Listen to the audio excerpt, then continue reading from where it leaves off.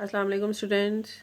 How are you? I hope you all will be fine and enjoying your online classes.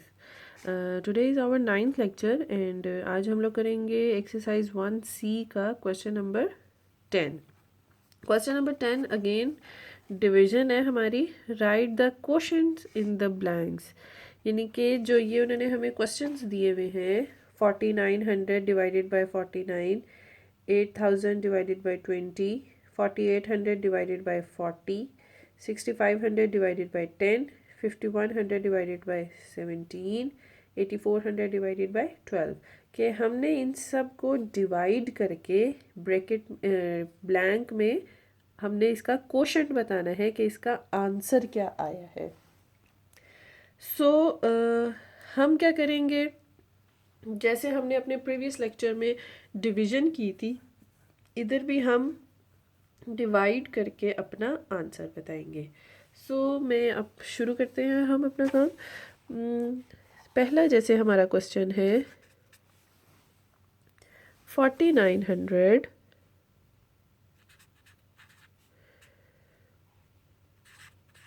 Divided by 49.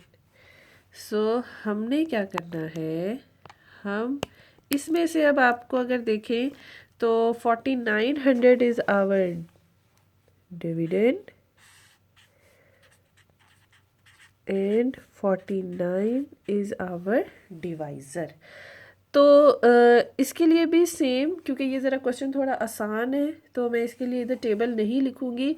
Again अगर हमारे पास कोई थोड़ा सा difficult question हो तो और फिर उसके लिए हम इधर उसके डिवाइज़र का हम टेबल लिख लेंगे. ये तो अगेन देख लें 49 and 49. 49 1s are 49, 49 minus 49 zero. Next है क्या है हमारा 0. 49 zeros are 0.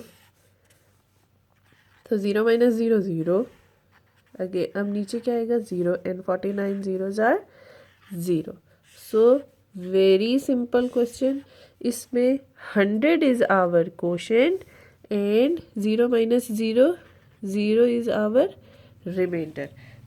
हमारा जो हमारा क्वेश्चन था कि write the quotient in the blank, वो हमारा क्या हो गया 4900 divided by 49 is equal to हमारी ब्लैंक में क्या आ जाएगा 100, which is our answer. Simple. Next है हमारा B part 6500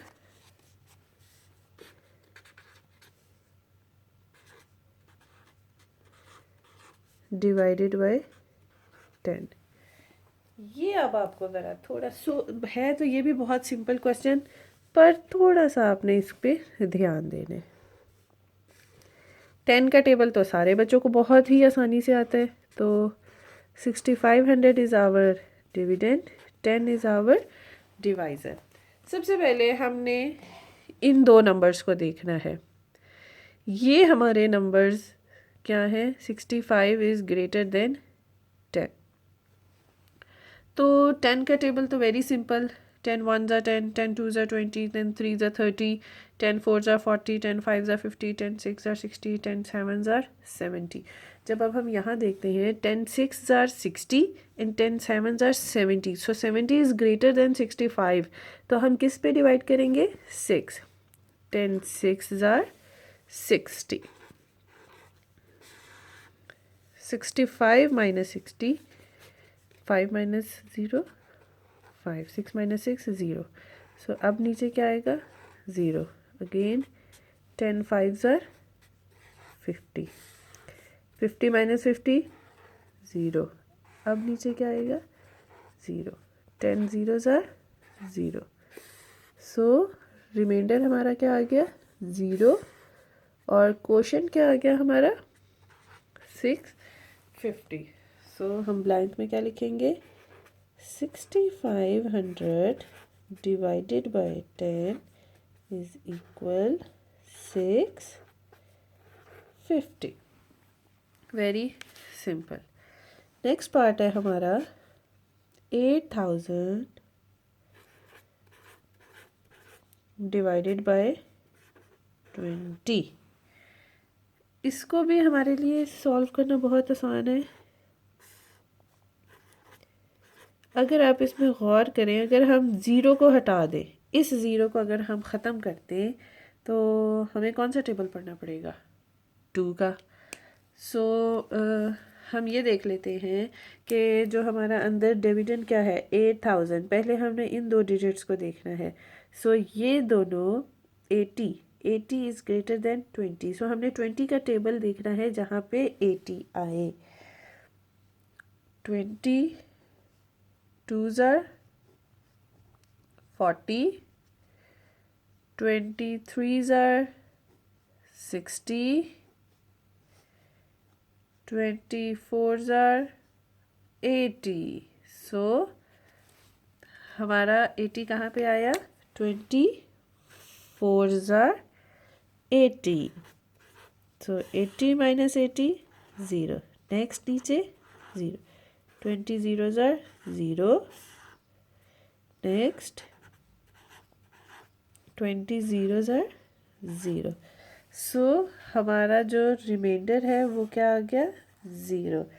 and this is our quotient and this is our remainder. So हमारा जो 8000 divided by 20 is equal to blank में क्या आंसर आएगा? 400। तो ये बहुत ही सिंपल क्वेश्चंस हैं हमारे, कि इसमें हमने सिर्फ क्वोशेंट्स बताने हैं। चलिए नेक्स्ट क्वेश्चन ज़रा थोड़ा सा टेक्निकल है तो वो भी बहुत आसान, पर मैं आपको सॉल्व करके बताती हूँ। डी पार्ट है हमारा 5100 डिवाइडेड बाय 17। अब इसमें हमने ज़रा थोड़ा टेबल देखना है कि हमारा 17 का टेबल। अब हम पहले 17 का टेबल थोड़ा सा लिख लेते हैं, क्योंकि हमने डिवाइड करना है 5100 को 17 पे। तो 17 का हम इधर टेबल लिखते हैं।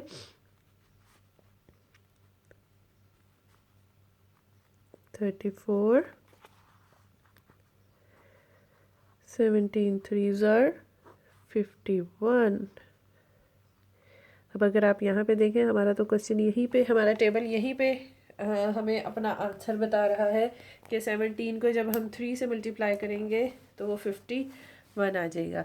सो चलें हम इसको इधर तक ही लिखते हैं और अपनी क्वेश्चन सॉल्व करते हैं अपना question. 51 is our dividend and 17 is our divisor. अब 17 3s are 51। 51 माइनस 51 0।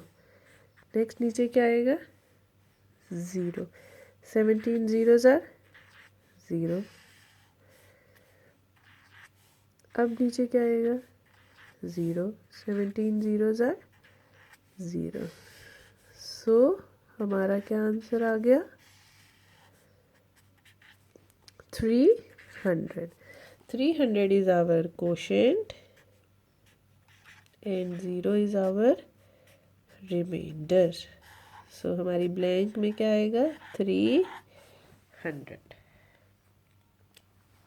इसी तरह जो हमारे नेक्स्ट पार्ट हैं डी एंड ई। ई है 4800 डिवाइडेड बाय 40। इसमें 4800 है हमारा डिविडेंड। 40 को हमने इस पे 40 इज़ आवर डिवाइज़र। अब इसके लिए आपको 40 का टेबल आना चाहिए। हम इधर 40 का टेबल जैसे बाकी टेबल लिख रहे हैं, हम इसको इधर लिख लेंगे। उससे भी ज़्यादा आसान अगर हम इधर देखें तो 48 इज़ ग्रेटर देन 40। तो अगर हम 40 को आप अगर 2 से मल्टीप्लाई करते हैं, 2 zeros are 0, 2 4s are 8, which is 80। 80 is greater than now 48। So हमारा तो इधर ही सॉल्व हो जाएगा कि हम करेंगे 41s are 40। 8 माइनस 0 8 0। अब ये देखें 42 ज़ार 80, सो वेरी सिंपल। इसके लिए भी हमें पूरा टेबल लिखने की ज़रूरत नहीं पड़ी, हमारा क्वेश्चन इजीली सॉल्व हो गया। 80 माइनस 80 0 0, 40 0 ज़ार 0, so this is our remainder and this is our quotient. 120 is our quotient and 0 is our remainder. Okay जी, 5 पार्ट्स तो मैंने आज कर दिया आपको। अब हमने ए पार्ट भी कर लिया है, बी सी डी ई ये कर लिए। F part is your homework, so you do it your self. 12 का टेबल बहुत ही आसान, आप सबको आता है। अगर हम 12 का टेबल ना भी लिखें, हम इसको डिवीज़न को सॉल्व करते वक्त 12 का टेबल पढ़ें और हमने ये देखना है कि 84 कहाँ पे आता है 12 के टेबल में, बिकॉज 84 इज़ ग्रेटर देन 12। तो 84 देखेंगे एंड ज़ीरो को तो हमारे लिए एक बात ज़ीरो के बारे में हम एक बात मैं आपको बता दूं कि ज़ीरो को जब हम किसी नंबर में ऐड करते हैं या सब्ट्रैक्ट करते हैं तो हमारे पास सेम वही नंबर आ जाता है। फॉर एग्ज़ाम्पल, अगर मैं ज़ीरो को 2 में ऐड करती हूँ या 2 से सब्ट्रैक्ट करती हूँ तो मेरे पास 2 ही आएगा। 2 प्लस 0 इज़ 2, 2 माइनस 0 इज़ 2। लेकिन जब मैं मल्टीप्लाई करूँगी, 2 मल्टीप्लाई बाय 0 इज़ 0। इसीलिए जब आप यहाँ पे देखते हैं कि 40 ज़ीरोज़ आर 0, तो ये बात आपने ध्यान रखनी है कि जब मैं फॉर एग्ज़ाम्पल एक मैं नंबर ले लेती हूँ,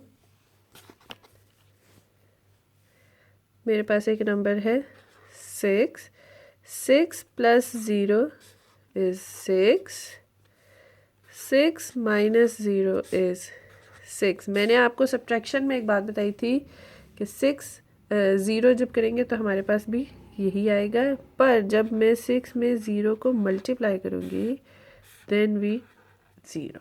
तो ये बात आपने ध्यान रखनी है। Thank you.